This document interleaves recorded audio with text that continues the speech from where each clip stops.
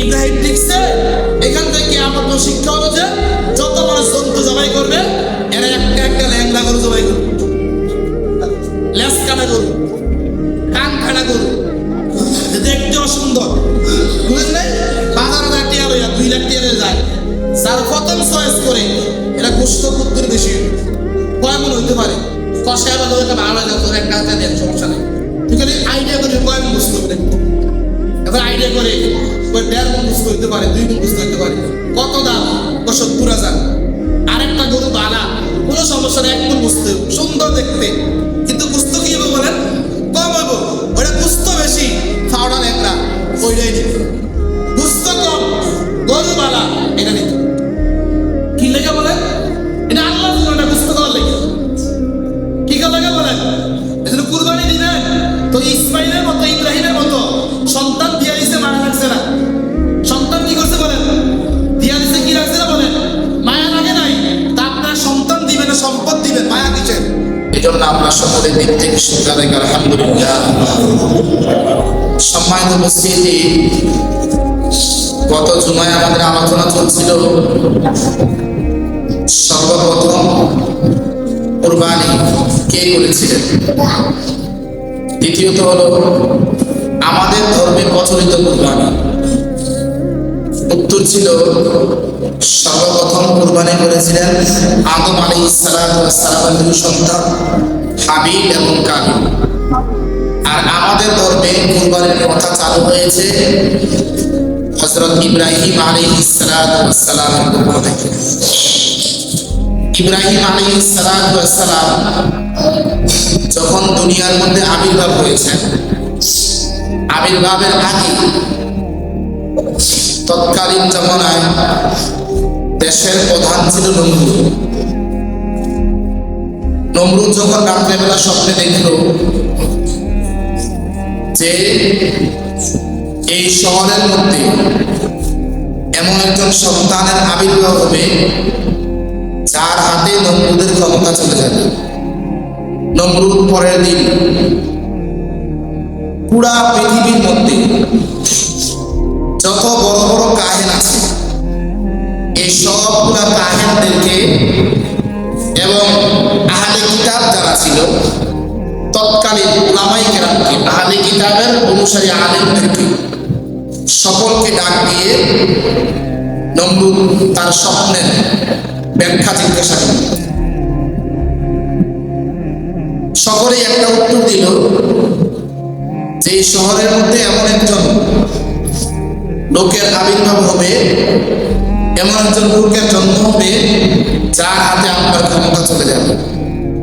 তো নমরুদ তখন থেকে, ওই দিন থেকে পুরা শহরের মধ্যে আইন চালু করছে যে আজ থেকে কোনো মায়ের সন্তান প্রসব করতে পারবে না এবং কোনো ব্যক্তি ভবিষ্যৎ সন্তান নিতেও পারবে না।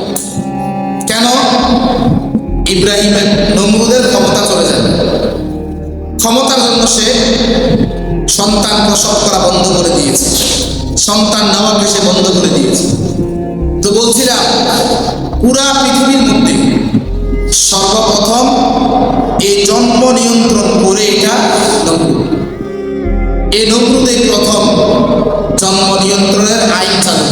ওইখান থেকে নমরুদ মার্কা কিছু প্রশাসন, নমরুদ মার্কা সরকার কিয়ামত পর্যন্ত আসবে।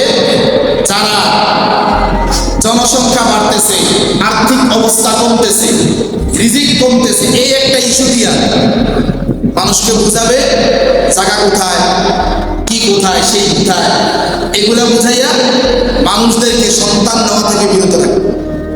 সবচেয়ে আশ্চর্যের কথা হলো যে আল্লাহ পাক রব্বুল আলামিন এই জমিনকে সৃষ্টি করার আগে কিন্তু জমিন ছিল না। ইতিহাসের কিতাবের মধ্যে আসছে পুরা পৃথিবীর মধ্যে শুধু ছিল পানি। বর্তমান যে কাবা আছে ওইখানে আল্লাহ পাক ছোট্ট একটা ইটের মতো একটু জমিন আল্লাহ পাক তৈরি করেছে।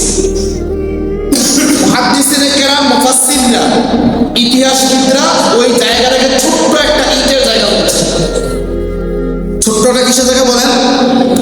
এই ছোট্ট ইটের জায়গাটা যেখানে আছে এখানে কাবা, ওইখানে জমিনের প্রথম অংশ শুরু, ওইখান থেকেই পুরা পৃথিবীতে জমিন চলে যাবে।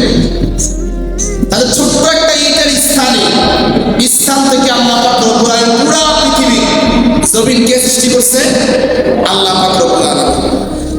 আরো চমৎকার শিক্ষার বিষয় হলো যে এই পুরা পৃথিবীর মধ্যে আল্লাহ পাক রব্বুল আলামিন প্রথম মানুষ হিসেবে আল্লাহ পাক দুইজনকে তৈরি করেছেন, একজন আদম আর একজন হাওয়া। এই দুইজনকে আল্লাহ পাক রব্বুল আলামিন বলেছেন যে তোমরা, আমি আল্লাহ পাক রব্বুল আলামিন যতদিন তোমাদেরকে সন্তান দেব ততদিন লিখে রাখো সন্তান কি খাবে, কোথায় থাকবে, এর চিন্তা তোমাদের করতে হবে। 360 বছর আদম আলাইহিস সালাম সহ ওনার স্ত্রী পুরা পৃথিবীর আনাস কানাসে কান্না করেছে। 360 বছর ঘোরাঘুরি করেও আল্লাহর জন্যের শেষ সীমা পায় নাই। কিসে পায় নাই বলেন? তাহলে আল্লাহর জমিনের ছোট না বড়, কে কোথায় থাকবে, কোথায় তার বসবাস হবে, কোথায় সে অবস্থান করবে, এটা একমাত্র কে ভালো জানে বলেন? আল্লাহ পাক রব্বুল আলামিন ভালো জানে।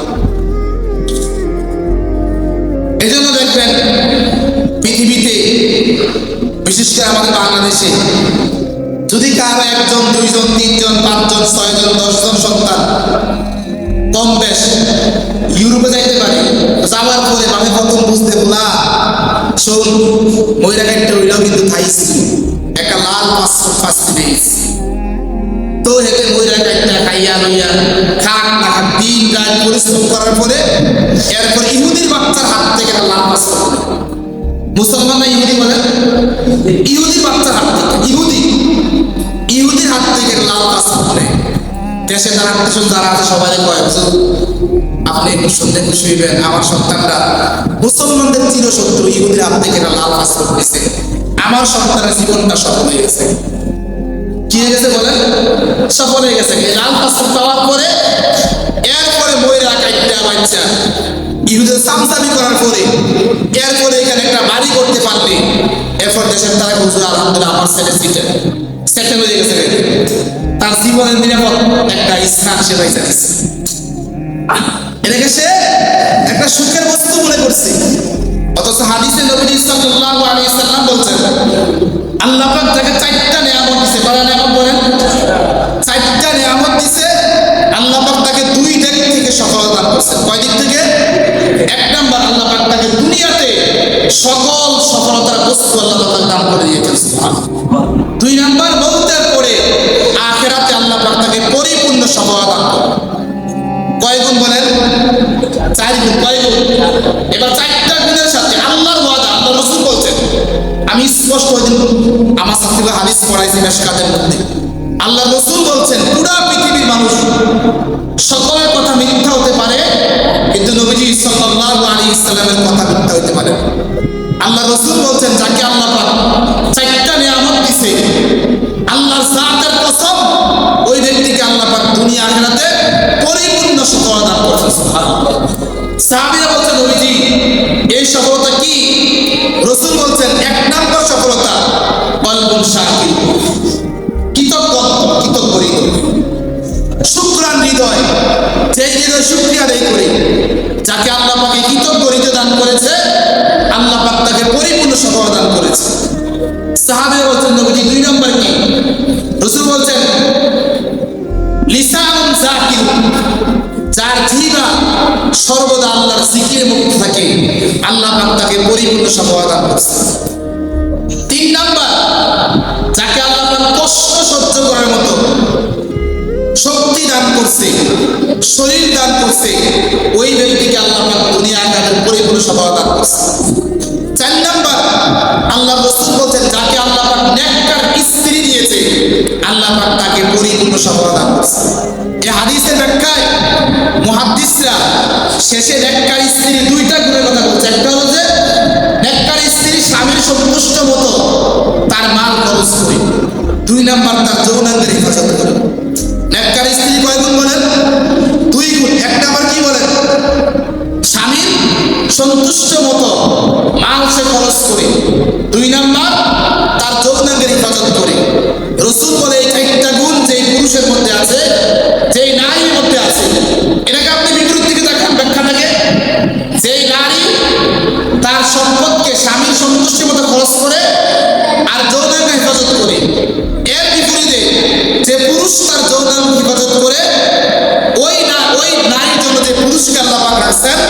ওই নারীকে আল্লাহ পাক দুনিয়াতে আখিরাতে পরিপূর্ণ সফলতা জীবন দান করতে।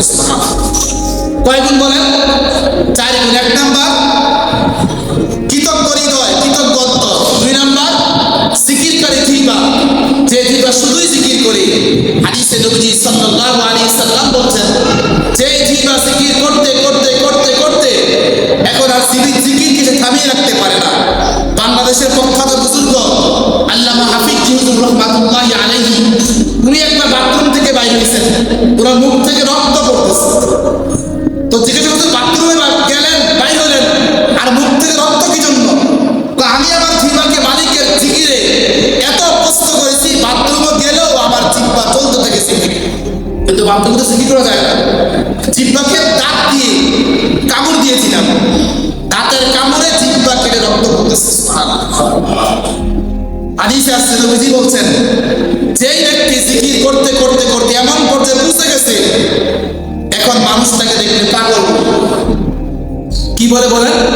পাগল বলে। রাসূল বলছে, আল্লাহ পাক রব্বুল আলামিন হাসরের দিনে জাকের বান্দাকে ডাক দিয়ে বলবেন, আয় বান্দা, দুনিয়াতে তুমি আমি আল্লাহর জিকির করতেছিলা আর মানুষ তোমাকে পাগল বলেছে, তো আজকে আমি আল্লাহ পাক রব্বুল পুরো হাসরের সামনে বললাম, তুমি আজকে হাসতে হাসতে আমার জান্নাতে যাচ্ছ।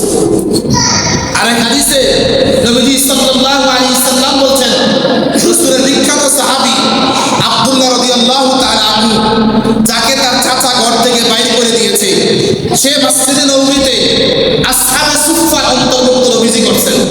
আসহাবে সুফফা মানে তারা মসজিদে নববী থাকতেন। কই থাকতেন বলেন? এরা ঘর বাড়ি ছাইরা দিয়া কোথায় থাকতেন বলেন? মসজিদে। কয়দিন থাকতেন?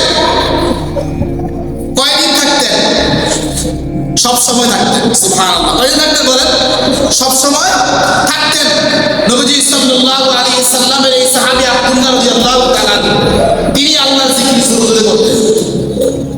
ওমর বলছে, আব্দুল্লাহ, আস্তে জিকির করা যায় না? আব্দুল্লাহ চুপ হয়ে গেছে। রাসূল বলছে, ওমর, আব্দুল্লাহর অন্তর সাধারণ কোন অন্তর না, তাকে জোরে জিকির করতে দাও। এজন্য হাদিসে আসছে, নবীজি সাল্লাল্লাহু আলাইহি সাল্লামের সাহাবী আবু বকর সিদ্দিক রাদিয়াল্লাহু তাআলা যখন রাত্রে বেলা জিকির করতেন অথবা নামাজে তেলাওয়াত করতেন, তখন আস্তে আস্তে তেলাওয়াত করতেন। আর ওমর যখন জিকির করতেন বা তেলাওয়াত করতেন অথবা মসজিদে যেতেন, তখন জোরে জোরে করতেন, সকলকে ডাক দিতেন। রাসূল বলছে, আবু বকর, তুমি আস্তে আস্তে তেলাওয়াত করো কি জন্য? জিকির আস্তে করো কি জন্য? আবু বকর সিদ্দিক বলছে, নবীজি, নফল কাজ, আমার নফলে মানুষের ঘুমের ডিস্টার্ব করে আমি চাই না। কি কাজ বলেন? নফল কাজ। কি কাজ? নফল কাজ। আমি জিকির জোরে করি, মানুষের ঘুম জরুরি। আমার জিকিরে যদি মানুষের ঘুম ভাঙে, মানুষের কষ্টটা কবিরা গুনাহ। কষ্ট কি গুনাহ বলেন? কষ্ট কি গুনাহ বলেন? কবিরা গুনাহ। আমি আবু বকর সিদ্দিকের জন্য মানুষ কবিরা গুনাহ অংশীদার হোক, এটা আমি চাই। ওমরে বলছে, ওমর, তুমি যে জোরে জিকির করো, নামাজ তেলাওয়াত জোরে করো। ওমর বলছে, ইয়া রাসূলুল্লাহ সাল্লাল্লাহু আলাইহি সাল্লাম, আমি মালিককে ডাকছি আর আমার ভাই আল্লাহকে না রেখে ঘুমাই থাকবে, হতে পারে। আমিও ডাকবো, সেও ডাকবে। সুবহানাল্লাহ। দুইজন উদ্দেশ্য কি বলেন? ভালো উদ্দেশ্য। রাসূল বলছেন, সাদাক্তা ইয়া ওয়াকাল, সাদাক্তা ইয়া উমর। দুজন ঠিক আছে, কোনো ঝামেলা নাই, কোনো কি নাই। বাকি ফোকায়ে কেরাম উল্লেখ করছেন, তোমার নফল বন্দিগি থেকে যাতে করে আরেকজন ভাই বোনের কষ্ট না হয়, তাতে কি না হয় বলেন? কষ্ট না হয়। নফল নামাজ করেন, পরে কোনো সমস্যা নাই, কোনো কি নেই বলেন? কোনো সমস্যা নাই। নফল জিকির করেন আপনি, ফজরের পরে জিকির করা উত্তম, এটা আমরাও জানি। এটা আমরাও কি বলেন? আমার কাছে ওদিনটা বিচার আইছে, ইমাম সাহেব ফজরের নামাজের পরে বলে মানে জিকির আসা করেন, সূরা আসর করেন। এক বাজার মুসলিম ইমাম সাহেব এদিকে আরেক এলাই ইমাম সাহেব বিদায় করে দিল। কি করে দিল? সত্যি কথা, উনি ফজর কি করে না বলেন? জিকির করে না, সত্যি কথা। আপনারা বলেন তো, জিকির করে ইমাম সাহেবের কাজ, আপনার ব্যক্তিগত আমল এটা, আপনার ব্যক্তিগত এটা আমল। ফজরের পরে আপনার মন চাইছে জিকির করতে, করেন, লম্বা 10 মিনিট লাগে করেন, কোনো সমস্যা নেই। সূরা আসর করতে মন চাইছে 50 লাগে 5টা লাগে করেন, কোনো সমস্যা নেই, কোনো কি নাই। কিন্তু নফল ইবাদতের জন্য আরেকজনকে আটকে রাখা, বসে রাখা, চাপ দেওয়া, এটা পশ্চিম কালো শরীয়ত সমর্থন করে না। সত্যি করে না বলেন, সমর্থন করে। নফল নামাজ, নামাজ শেষ আপনি এবার জিকির করেন, সুবহানাল্লাহ জিকির করেন, লা ইলাহা ইল্লাল্লাহ সকাল 10টা পর্যন্ত করেন, কোনো সমস্যা নেই, কোনো ঝামেলা নাই। কিন্তু আপনি নিজে করতে গিয়া আরেকজনকে ডিস্টার্ব দেওয়া ঠিক নেই। এই জন্য কিয়ামুল লাইলের মাসালা আসছে। কিয়ামুল লাইল, কিয়ামুল লাইল মানে একটু সহজে বুঝাই, রাত্রেবেলা তাহাজ্জুদ। কিছু কিছু পীর দেশে আছে যারা রাত্রেবেলা কিয়ামুল লাইল করে, ভালো কি গুণ বলেন, ভালো গুণ। তো আখিরি দশকে কিয়ামুল লাইল বেশি করে মসজিদে আর থেকে লোক থাকে। তুমি একজন হাফেজ রাখছে, তুমি তেলাওয়াত করতেছে, রাত 3টা উঠে কোন সময় তুমি তেলাওয়াত করতেছে, উনি কিয়ামুল লাইল করে দুইজনে মিল্লা, কিন্তু এর থেকে সাথে ঘুম নষ্ট হচ্ছে না। উচ্চ আওয়াজে খতম তারাবির মতো কিয়ামুল লাইল, এটা অনেক মুফতিরা বলছেন এটা সঠিক না, এটা সুন্নাহ খেলা। এটা কি খেলা বলেন? আমরা তো মনে করবো কিটা বাগো হুজুর রাতে ঘুমায় না, হুজুরের রাতে 3টা নসিব করতেছে, বাগো দাই গানা দাবির রব্বি পাড়ালে শুরু করে। কিন্তু ওনার একজনের তেলাওয়াতে কত আল্লাহর বান্দার ঘুম ডিস্টার্ব হলো। বিষয়টা বুঝেন নাই? শরীয়তের মাসলা করে কি লেগে করে কি জন্য? শরীয়তের মাসলা জানা নাই, মনে করে আপনি কাছে ভালো হইতে লাগবে ভালো। আমার একজন লোক উনি দৈনিক আমার পাড়া দেয়, এটা শুক্রান আলহামদুলিল্লাহ বলছেন। সবাই কি বলেন? দৈনিক উনি আমার কাছে সালাম ফিরান করে, আমি যখন বাড়িতে উনি চাই তাই কি করে বিষয়টা বুঝেন নাই? এটা শুক্রান ভালো গুণ, খারাপ গুণে ভালো গুণ বলেন, ভালো গুণ। তো মনে করেন যে আমি কোনো সুন্নত করি নাই, পরে করবো, তো উনি আমার এটা মুসলিম আইকে সমালোচনা করবো যে সুন্নত কোনো ফুতুরকে মাফ, বুঝেন নাই? সুন্নত কালাকে মাফ। উনার ফাহাদ একটা বানাইছে, উনার কি লিখে বানাইছে বলেন? ফাহাদ কি করছে? বানাইছে। আচ্ছা আমার ফাঁসকে উনি নিব, উনি নিব, এই জন্য এই সমস্ত ঘরের বেডে এত একা বলতে হয়, এটা মনে সারা বছর নকল নামার টুক করে এও কি থাকে না বলে, এও কি থাকে না, বউ থাকে কি লেগে বেড়া। একটা মহিলা সর্বপ্রথম যে ফাঁক করে 100 চেষ্টা করে যে আমার ফাঁকটা খাইলে স্বামী খুশি হয়। আপনারা কি মনে করেন? এরকম না, কি হয়? খুশি হয়, কিন্তু এরপর খাইতে গেলে ভুলে লবণ কম হয়েছে। আচ্ছা লবণ করছে, লবণ দিয়ে খান, কোন ঝামেলা আছে? কোন ঝামেলা আছে না? আবার ফাঁক করে, আবার কি করে? একজন আলাদা প্রোগ্রাম হয়েছে, এক একে 3 বউ চলে গেছে। কয় বউ? 3 বউ। 3 নাম্বার বউ যে ভাই আছে শালা, আমাদের তো করিস তা আমি গেলাম, কি রে তোর ভাই আগে 2 বিয়ে করলে 3 নাম্বার বউ কাজ করতে থাকবো, কাজ করতে বোঝেন না? তা আমার বউ তরকারি মাখায় একটু 19 থেকে 20 বাসাকে আবার তরকারি মাখাতে দেবে, তরকারি মাখায় এখন আমার খানা। ইনসাফি কাজ না বেইনসাফি কাজ? বুঝেন নাই? ইনসাফি না বেইনসাফি? অথচ আপনি হাদিস থেকে দেখবেন সারাদিন নবীজি ইসলাম যুদ্ধ করছে, সারাদিন সাহাবায়ে কেরাম যুদ্ধ করে আসছে বাসায়, আসার পরে দেখতে খাবার এখন রেডি হয়নি, তো বলছে স্ত্রী আসো আমিও যোগান দেই তোমরাও যোগান দাও, দুজনে ভাগ করে তারপরে খাই। ইনসাফ, এটা কি বলেন? নফল কাজে কাউকে বাধ্য করতে নেই। কবিরা গুনাহ হবে এটা। কোন গুনাহ বলেন? কবিরা গুনাহ। তো নফল কোন দিকে কেউ করছে না, আপনি তাহাজ্জুদ করেন সমস্যা কি? কোনো ঝামেলা নাই। আমি তাহাজ্জুদ করে জানার জন্য কে বলছে? আমি যদি হাদিস বলতে চাই, ফাদলুল আলিমি আলাল আবিদি কাফাদলি আলা আদনাকুম, একজন ফাকি আলেম আওয়ামদের থেকে, হাজার আবেদ থেকেও সে উত্তম। ফাকিহুন ওয়াহিদুন আশাদ্দু আলা আলফি আবিদি, রাসূল বলছে যাকে আল্লাহ ফাকাহাত দিয়েছে, জ্ঞান দিয়েছে, ইলমের গভীরতা দান করছে, এরকম আলেমকে একজনকে ধোঁকা শয়তান দিতে পারবে না। 1000 আবেদকে ধোঁকা দিতে পারবে, 1000 পাবলিককে ধোঁকা দেওয়া সম্ভব, কিন্তু ভালো মানে না আলেম। ফ্যাক্টর আমরা ভালো আলেম বলেন, ভালো আলেম আমার কত ফ্যাক্টর নিয়ে কিলে করে কিলে করে দেখেন আমরা কিলে করে হুজুরে ফ্যাক্টর সমস্যা কত শুরু করে। ফ্যাক্টর আলেম না, ভালো আলেম। একজন ভালো আলেম ভালো মুফতিকে শয়তান ধোঁকা দেওয়া সম্ভব না, কিন্তু 1000 আবেদ ধোঁকা দিতে পারবে। আরেক হাদিসে নবীজি বলছেন একজন আলেম এসে করে ঘুমায় গেছে, এসে হয়ে গেছে বলে ঘুমায় গেছে, এবং পাবলিক সারা রাত নামাজ নামাজ পড়ছে। কতক্ষণ বলেন? সারা রাত নামাজ পড়ছে, তার নামাজ থেকে আলেমের ঘুম। কার ঘুম উত্তম বলেন? আলেমের ঘুম উত্তম। এমন হইতে পারে একজন আলেম সে তাহাজ্জুদ করে পড়ো আর তাহাজ্জুদ পড়ো না পড়ো, ইমাম গাজ্জালী রাহমাতুল্লাহ আলাইহি বলতে ইমাম সহজে নেকি অর্জন করা যায়, কিছু বলেন। উনি বলছে এশারের পরে যে ব্যক্তি একটা মাসআলা শিখলো, কয়টা মাসআলা বলেন? আল্লাহ পাক তারে 500 বছর নফল নামাজ পড়ে সওয়াব দান করবে। কত বছর বলেন? কত বছর? কত বছর? এবার যে আমল করে, ইমাম গাজ্জালী বলতেন যে আমল কথাকে 1000 বছর নফল নামাজ সওয়াব দান করবে। কত বছর বলেন? কত বছর বলেন?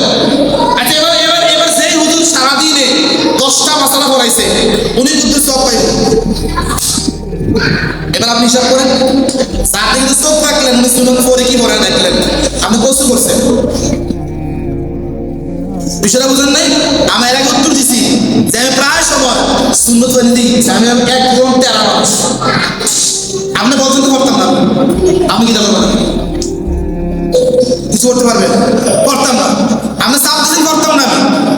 এখন আপনার সাহেব বললে তো সিঁড়ি ফললে কি বলেন? ফললে আমি বললাম যে নামাজ পড়তাম না, সুরকা পড়াইলেন, কার লাগে বললাম বলেন? আপনার লাগে বললাম প্রথম বিলিং তো ওনাকে আল্লাহ দেখায় দরবার দোয়া করে ফল চাই দেয়। আমি সুন্নত পড়ি কিনা উনি চাই দেয়, উনি আল্লাহ বানাইছে আল্লাহ, উনি আল্লাহ এই উদ্দেশ্যে বানাইছে তুমি যাইবা দুনিয়াতে কোন ব্যক্তি সুন্নত পড়লো কে পড়লো না, সমাজে কে কি করলো না তুমি চাই দেখা, তোমার কাজে তুমি জান্নাত কয়ে দিছে মোবাইল, তুমি কি তা তুমি জান্নাত। তো নফল ইমাম কোন দেখি ফজরের পরে ইমাম সাহেব বিচার দিছে কিটা উনি শুনে হাসর করে না, তো আপনারা মত এটা মুনাফার দায়িত্ব, মুনাফার নামাজ পড়ার দায়িত্ব। জিকির করে না তারপর লম্বা করে জিকির করেন, ফজরের পর থেকে নিয়ে বাবা করে জিকির করেন, মানা তো নাই। এসার পরে জিকিরে বল রাত দুটা পর্যন্ত জিকির করেন, নফল কাজ। কি কাজ বলেন না? নফল কাজ। নফলের জন্য আপনি অন্য কষ্ট দিতে পারবেন। তো হাদিসে নবী সাল্লাল্লাহু আলাইহি ওয়াসাল্লাম বলছেন যে যার 4টা গুণ থাকবে, রাসূল বলছেন তাকে আল্লাহ পাক দুনিয়াতে আখিরাতে, দুনিয়াতে আর কোথায় বলেন? আখিরাতে আল্লাহ পাক তাকে সুখময় স্বাচ্ছন্দ্যময় সফলতা করবেন। 1 নাম্বার গুণ কি বলেন? কলবুন শাকিরুন, কৃতজ্ঞ হৃদয়, শুকরান হৃদয়। একজন হাদিয়া দিছে, আরেকজন গরিব লোক রিকশা চালায় 10 টাকা দিছে, ইমাম সাহেব টাকা পাইছে না, আজ তার বিজ্ঞান না শুকর আলহামদুলিল্লাহ, আজ কোটিপতি 500 টাকা হাদিয়া দিছে আলহামদুলিল্লাহ। দুনো আলহামদুলিল্লাহ কোনো দিয়ে বলেন পার্থক্য নাই, এটা শুকরান অন্তর হৃদয়, কৃতজ্ঞ হৃদয়। এটা কলবুন যাকিরুন, কৃতজ্ঞ হৃদয়, লিসানুন যাকিরুন, জিকিরকারী জিহ্বা। আপনি হাঁটতেছেন জিকিরের সময় পান না, সময় আমাদের উস্তাদের মতো সময় রবার্টের মতো, রবার্ট বুঝেন আপনারা, থাকে ছোট, টান দিলে বলে যায়, টান দিলে কি যায় বলেন? সময় কিসের মতো বলেন? হুজুর কেমনে বলে? কষ্ট কেমনে বলে?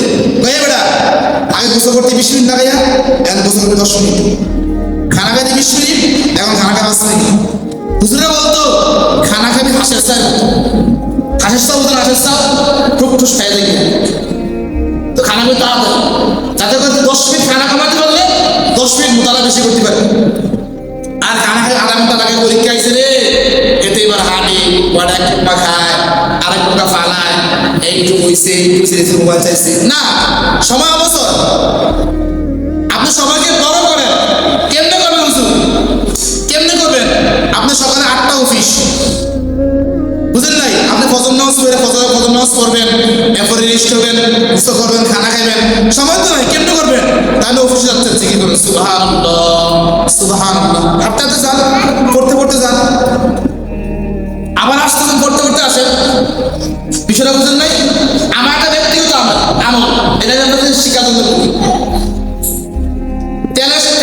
তেলের সংকট না, পেটে গেছে, তেলের সংকট আমি খুব পাই, সকালে চিন্তা করে হাইটা যাই, শরীরে মুড়ে গেছে, বাচ্চা খেতে খাইতে ফেটে বড় হয়ে গেছে, তো হাইটা যাই, হাইটা কি করতে হবে? কাজটা করতে হবে, হাঁটতে দিলে কাজটা করতে হবে না, কি কাজ? তা আমি এটা কিতাবে পাইছি। আল্লাহ রাসূল সাল্লাল্লাহু আলাইহি ওয়াসাল্লাম বলছেন, যে ব্যক্তি দৈনিক 200 বার কুল হুয়াল্লাহ সূরা, কোন সূরা বলেন? এটা সূরা ইখলাস কয়। 200 বার করবে, আল্লাহ পাক তাকে 10টা পুরস্কার দেবে। কয়টা পুরস্কার বলেন? 10টা পুরস্কার। কয়টা পুরস্কার? 10টা। এর ভিতরে একটা পুরস্কার, তার জন্য আল্লাহ পাক 300 রহমতের দরজা করে দিবে। কতটা বলেন? 300টা। কতটা? 300 বছরের দরজা বন্ধ করে দিবে। আচ্ছা, আমি একটা করি, জাহান্নামের দরজা কয়টা? বুঝেন নাই? 8টা। এখন যদি 300 বন্ধ করে, এবার 8টা জাহান্নামের দরজা বন্ধ, আপনি কোন দিকে জানেন?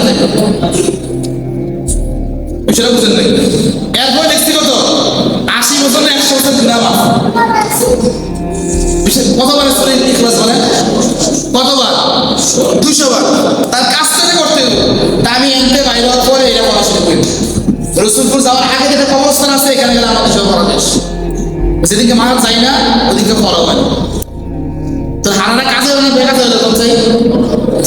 আমার দুনিয়াও ঠিক, আখিরাতও ঠিক। বুঝেন না? দুনিয়াও ঠিক, আখিরাতও কি ঠিক। তাহলে আমার ওখানে হাইতে 35 মিনিট সময় লাগে, মানে 30 মিনিটে 200 বার সূরা ইখলাস শেষ। আপনার অফিসে কয় মিনিট লাগে? আপনি হিসাব করেন যে আমার অফিসে যাইতে কত মিনিট সময় লাগে। যদি 20 মিনিট লাগে, আপনি 20 মিনিট সম্পর্কে করতে যান, আবার আসাম 20 মিনিট পরে, বাস খালাস 200 বার সূরা ইখলাস হয়ে গেল। আর চমৎকার কথা, 10টার ভিতরে একটা হচ্ছে আল্লাহ পাক 66 বার কোরআন শরীফ খতম করার সওয়াব দান করেছে। কতবার? 66 বার। আচ্ছা, কতবার বলেন? 66 বার কোরআন শরীফ পড়া কি দিবে আল্লাহ পাক? না, আমরা তো অফিসে যাওয়ার সময় শুরু হয়েছে ফেসবুক দিয়া, অফিসের কাজ শুরু হয়েছে ইউটিউব দিয়া, শেষ ফেসবুক দিয়া, বাসায় ঢুকছি ইউটিউব নিয়ে গেছে। মাঝখানে সময়টা আমি ফেসবুক চালাইলাম, ইউটিউব চালাইলাম, এই সময়টা কি বলেন? এটাকে আপনি আমার বলতে পারেন না? আর সহজ সিস্টেম মুফতিরা বলছে, তুমি দুরূদ করো, জিকির করো। দুরূদ করো, জিকির করো। কেমনে? রাসূলের দুরূদে আল্লাহ পাক 2টা বস্তু রাখছে। কয়টা বস্তু বলেন? এক হলো জিকিরের মজা, আরেক হলো দুরূদের মজা। সুবহানাল্লাহ। একটা কিসের মজা বলেন? জিকিরের মজা, আর একটা কিসের মজা? দুরূদের মজা। সাল্লাল্লাহু সাল্লাম, এটা দুরূদ। এটা কি বলেন? আর আল্লাহ, এটা কি বলেন? জিকির। আল্লাহ এটা কি? জিকির। তো সাল্লাল্লাহু দুরূদ বললেন, জিকির বললেন। বুঝলেন না? দুরূদ বলে কি করলেন বলেন? জিকির করলেন সাল্লাল্লাহু আলাইহি ওয়াসাল্লাম। এবারে 100 বার দুরূদ করলেন, তো 100 বার জিকির হইলো, 100 বার কি হইলো বলেন? দুরূদ হইলো। 100 বার জিকির, 100 বার কি বলেন? আচ্ছা, এবার দৈনিক আপনি 100 বার দুরূদ করলেন, 100 বার জিকির করলেন, এবার আপনার মর্যাদা আখিরাতে কি করবে? কি পরিমাণ বাড়লো? এদিক থেকে অফিসে কাজ করলেন, ধান খেতে করলেন, দুনিয়াও কামাইলেন, ওই থেকে আখিরাত সুন্দর হয়ে গেল। আখিরাত কি হয়ে গেল বলেন? সুন্দর। তো সময় নাই এই কথাটা বলা বোকা। কি নেই বলেন? সময় নাই এই কথা বলা, কিনা বলেন? বোকামি। বিশ্ববিখ্যাত একজন মহিলাকে জিজ্ঞাসা করছে, মহিলা এক রাঁধুনি, ওনাকে জিজ্ঞাসা করছে, তোমার হাতের পাকে তো মজা হয় কিছু? উত্তর দিছে, শোনো, আমি যখন পাকে বসি, আমার পাকের পোড়া থেকে নিয়ে পাক শেষ হওয়া পর্যন্ত আমি আল্লাহ রাসূলের দুরূদ পাঠ করি। ওই দুরূদে বলতে আমার পাককে মজাদার করি। কিসে বলতে বলেন? দুরূদে আছে কয়টা বস্তু বলেন? একটা হলো কি বলেন? জিকির। আরেকটা কি বলেন? দুরূদ। তারপর জিকির হলো, দুরূদ।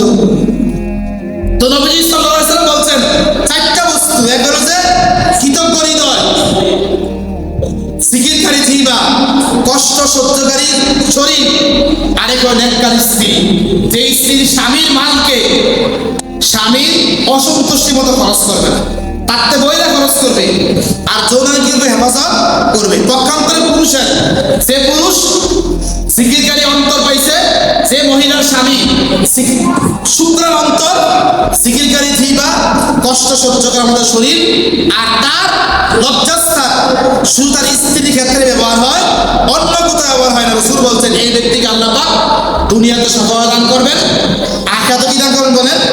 সফলতা দান করবেন। ইব্রাহিম আলাইহিস সালাম এই পৃথিবীতে প্রথম এই নমরুদ জন্ম নিয়ন্ত্রণ করতে বলেন, প্রথা চালু করছে জন্ম নিয়ন্ত্রণ।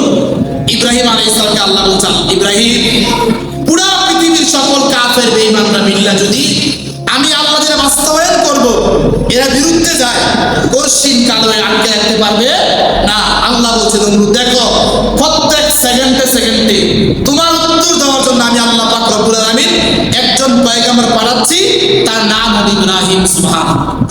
আল্লাহ ইব্রাহিমকে বানাইছে 86 বছর বয়স। কত বছর বয়স বলেন? সন্তান হয় না।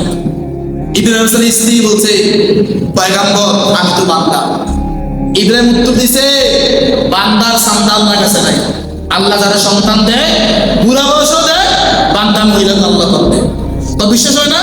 কয় কেমন কেমন লাগে বিষয়টা। আল্লাহ বলছে ইব্রাহিম তুমি কি সন্তান চাও?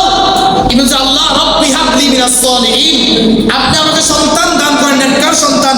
আল্লাহ বলছে ইব্রাহিম সুসংবাদ নাও, এই বুড়া মহিলা যে বান্দা বলছিল আমার বুড়া হয়ে গেছে, তার গর্ভে আমি আল্লাহ পাক কুদরত দ্বারা সন্তান দিয়ে দিলাম। বয়স কিন্তু 86, কোনো কিন্তু 120 বছর আসছে।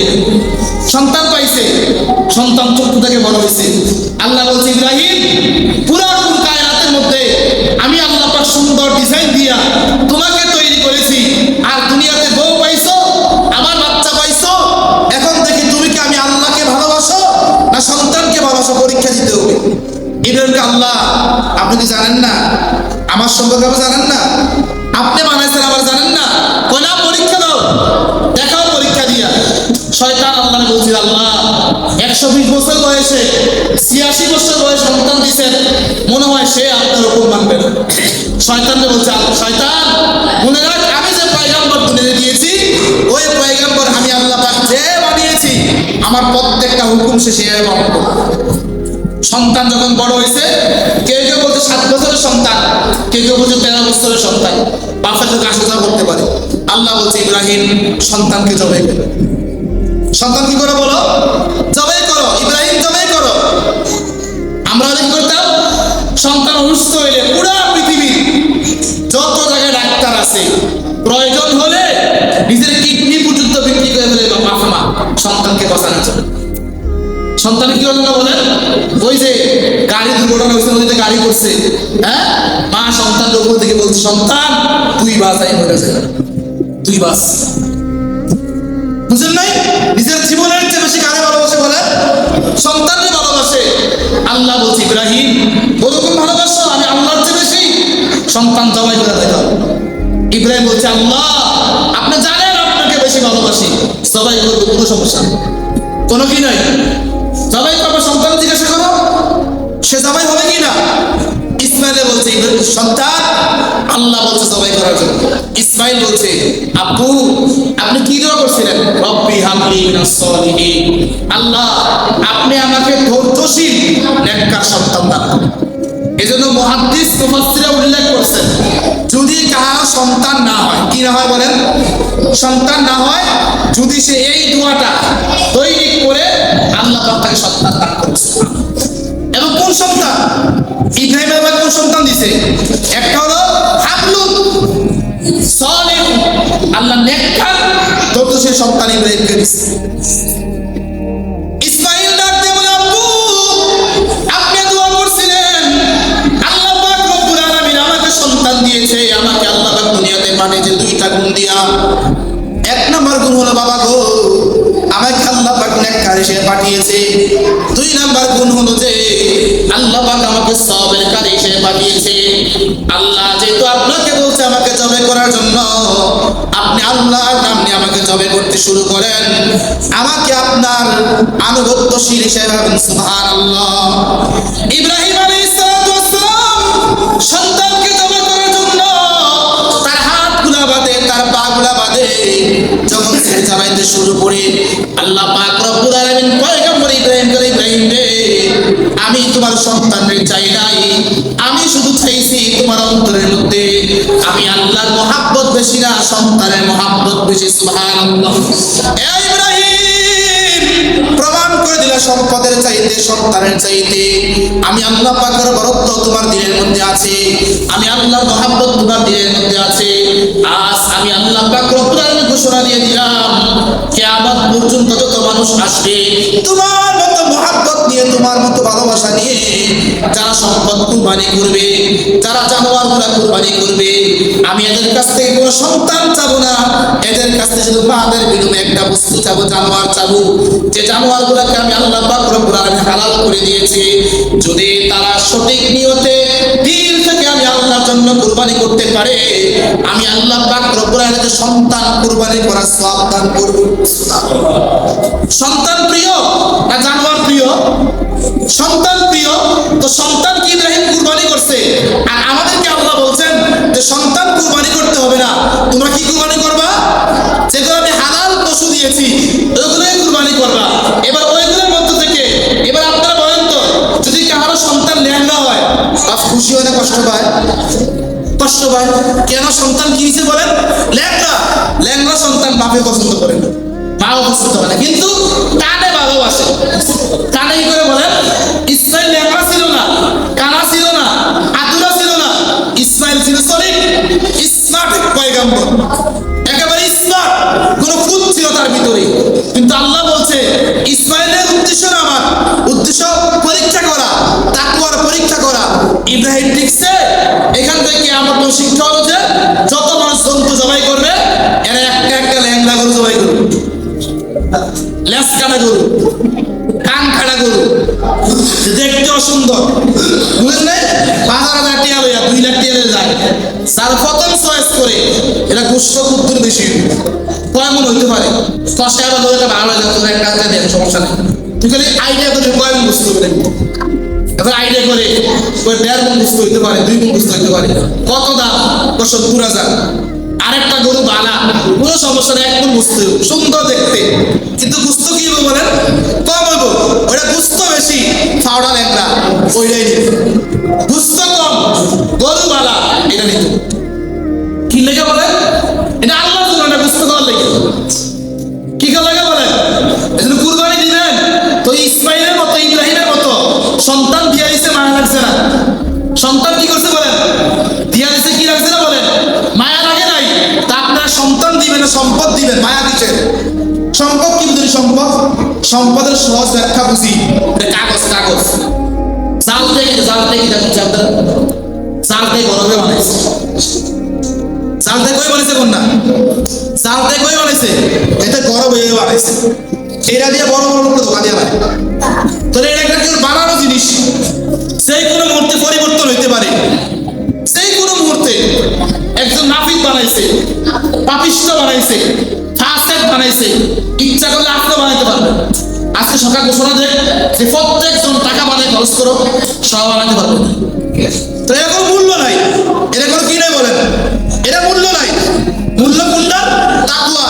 টাকার দিকে তাকাইয়া আপনি ল্যাংড়া করে দিয়েছেন না আতুরা দিয়েছেন, এটা কে দেখে বলেন? আল্লাহ বলছেন। আল্লাহ বলছেন লাইয়া আল্লাহু রুহা ওয়ালা দিমাহুয়া ওয়ালাকি ইয়ানালুহুত তাকওয়া মিনকুম। এই বান্দা, কুরবানি দিবা, কুরবানির জন্তুর গোশত আমি চাই না, রক্তও চাই না, চামড়াও চাই না, হাড্ডিও চাই না। যে হাড্ডি সম্পর্কে পুরা পৃথিবী ডাক্তারের এক ক্যালসিয়াম আছে, পশু আছে। কি বলেন? ক্যালসিয়াম আছে। এবার হাড্ডি দেখবেন ঈদের দিন কোনো ব্যক্তি হাড্ডি দেয় না, কি দেয় না? এর ভিতরে কি আছে? ক্যালসিয়াম আছে।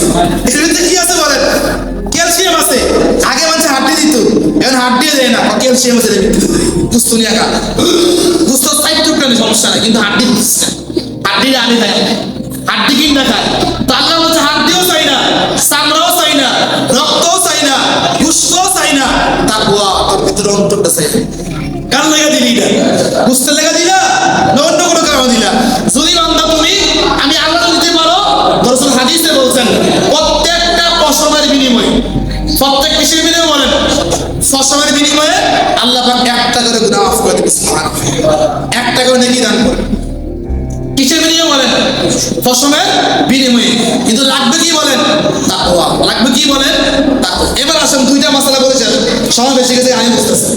কুরবানি দিবেন প্রস্তুতি আছে না? আছে না নাই বলেন? শেয়ারের কুরবানি মানে এটা কি কয়? বংশীদার দিবেন। 2টা মাসালা জরুরি, আরো পরে বলা দরকার। কিন্তু গত বছর অনেক হুজুর এই কথা না করে থাকে, এর লাগে আরো 20 দিনের বইতেছে। সুদখোর যারা সুদ খায়, কি খায় বলেন?